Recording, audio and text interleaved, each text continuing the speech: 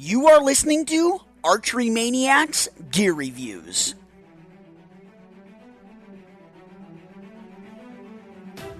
You know, I'm impressed with this Kifaru. 150 plus pounds, this thing can handle whatever I throw at it. These Under Armour fat tires are so comfortable, but it's only been 6 months and they've already got holes. I just can't get them to hold up for me. This Valkyrie broadhead delivery system hits so hard, pass-throughs are now expected. I gotta say it, this Sitka gear is the only camo that has lasted me longer than a year.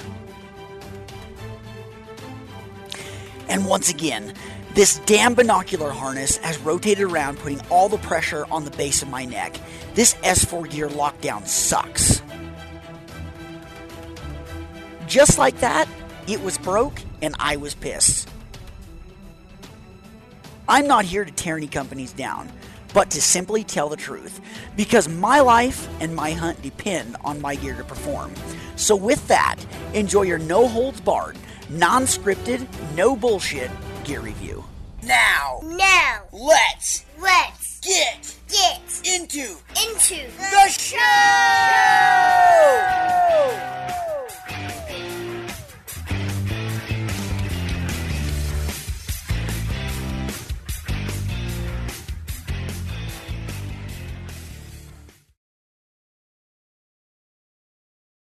All right, everyone.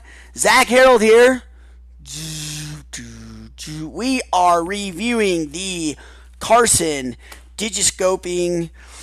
I don't even know what the hell you call it, to be honest with you. It's for Digiscoping. It holds your phone up to your spotting scope. Digiscoping is a huge thing nowadays. You know, I've seen all kinds of things from people making their own all the way out to, you know, people buying super high-end stuff for digiscoping. I think digiscoping is super powerful, especially if you have a high-quality spotting scope. You are then able to turn your spotting scope into an extended lens, basically as like a camera, and you can get some super awesome high-quality photos through your spotting scope. Now, this Carson one was not super expensive. When I go backpacking, I do not take the case. Like, I'm not going to take the case. But anyways, it fits a very, very wide range of spotting scopes. As you can see, all you do is you press the buttons on the side, and they expand out just like that.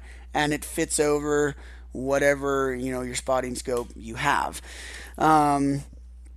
It does have, and I have them somewhere, it has extra pieces that fit in right here on the eyepiece so that it fits your spotting scope correctly and it doesn't allow light in there. Because if you get light in there, you might as well kiss your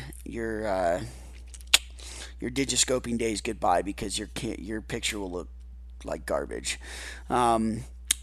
So yeah, it and this lever here, it adjusts so that you can fit your phone in there. So you know, I just do this, and this one's kind of handy because you can see this is just spring loaded. So I just drop my phone in there, spring loads shut, and then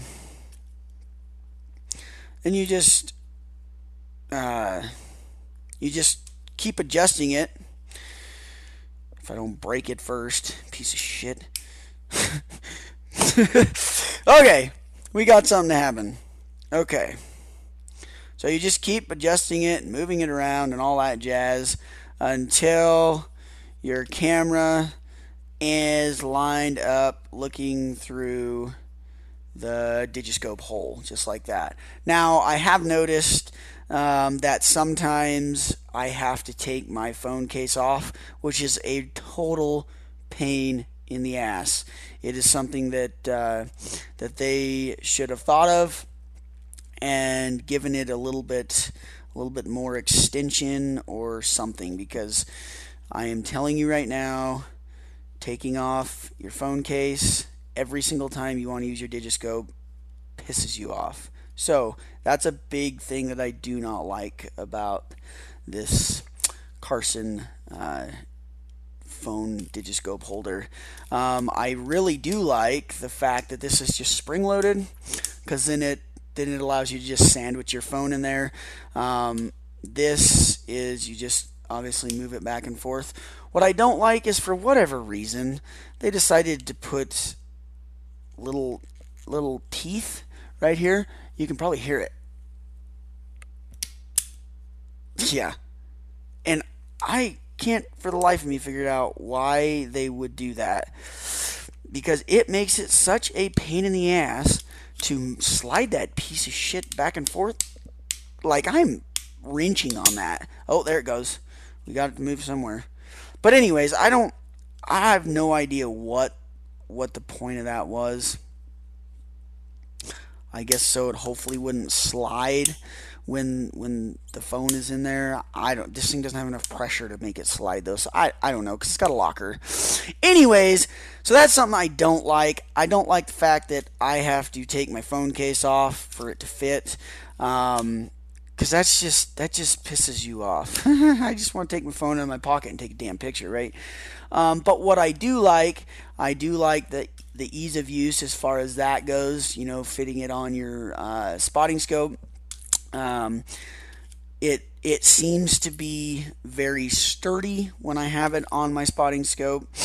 So yeah, that's what I do like and what I don't like. So on a scale of 1 to 10, is it worth, or is it tough? I don't know. It's as tough as anything that's made out of complete plastic can be, I guess. It's not like it might get broke if you fall off, if you trip and fall and it's on the outside of your pack and you land on it or something, I guess. But other than that, it's pretty tough. It does have a lot of little screws, though, and moving things, which is due to that, obviously. But, all those screws could potentially get lost, and then you're up a creek without a paddle. So I don't know that's all that tough. Let's go with a 7. Do you get what you pay for? You would get what you paid for if it fit all cell phones.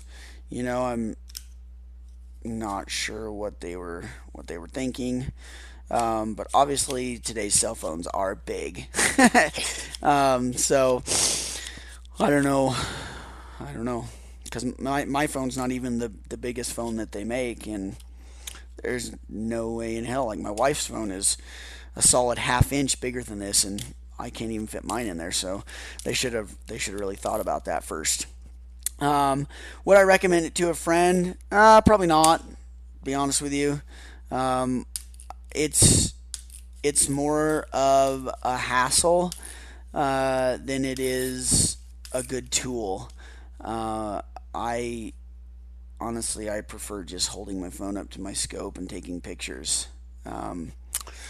But I would like to just get the Digiscope connectors for my camera straight to the spotting scope. That way I can use a DSLR camera rather than my cell phone anyways. But yeah, I don't really think what you get what you pay for, and I would not recommend it to a friend. So there you have it, the Carson Digiscope applicator, so that you can hold your phone up to your spotting scope. You heard it from here, Archery Maniacs with Zach Harold. Thank you guys for tuning in, and stay tuned next week for another gear review. Thank you for tuning in to the show. It means a lot to us. If you enjoyed the show, please feel free to leave a comment and subscribe. We would really appreciate it. And a special thanks to Valkyrie Archery, Titanium Archery Products, Kifaro International, Dark Energy Tech, Iron Mind Hunting, Blood Tracks, Gannett Ridge Sporting Equipment, Sand Springs Archery, iHunt Fit, AccuBow, and Summit Productions. Some other podcasts that you should definitely check out are Eastman Elevated with Bride and Barney, Get Bit Outdoors with Lonnie Craighead, I Hunt Fit Radio with Matt Harsky. And Hunt Harvest Health with Ryan and Hillary Lampers. Be on the lookout for 4 new weekly podcasts. Monday is a main guest where we have a brand new person on the show. Tuesday is Stories from the Red Zone, where we break down success and failure hunting stories in terms of harvests and figure out why it worked or why it didn't. Wednesday is all about tips and tactics, the nuts and bolts of how things are worked and how to make you better at anything archery. And Thursday is a gear review, because the last thing that I want is you to spend your hard-earned money on gear that simply isn't going to perform and isn't going to last. Thanks again for tuning into the show, and we hope to have you listening on the next episode.